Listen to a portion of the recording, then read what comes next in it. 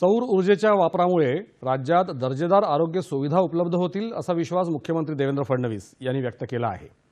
पारंपरिक ऊर्जा स्रोत मर्यादित असल्यामुळे येत्या काळात अपारंपरिक ऊर्जा स्रोतांवर अधिक भर द्यावा लागणार आहे। अपारंपरिक ऊर्जा क्षेत्राला प्रोत्साहन देऊन अधिकाधिक ऊर्जा निर्मिती करण्याची शासनाची भूमिका आहे। राज्यात अपारंपरिक ऊर्जा उपयोगासाठी सेल्को फाउंडेशन कार्यरत असून त्यांच्या सहाय्याने राज्यातल्या 18 जिल्ह्यांमधली प्राथमिक आरोग्य केंद्र सौर ऊर्जेवर चालवण्यात येणार आहेत। 8 जिल्ह्यांमध्ये हे काम पूर्णत्वाला आलं आहे। 2 टप्प्यांमध्ये हे काम करण्यात येणार असून दुसऱ्या टप्प्यात 10 जिल्ह्यांचा समावेश आहे।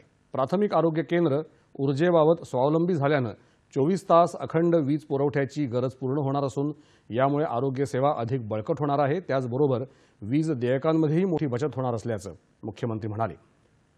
सौर ऊर्जेमुळे कार्बन उत्सर्जन कमी होणार असून प्रदूषण कमी व्हायलाही मदत होणार असल्याचं मुख्यमंत्र्यांनी स्पष्ट केलं।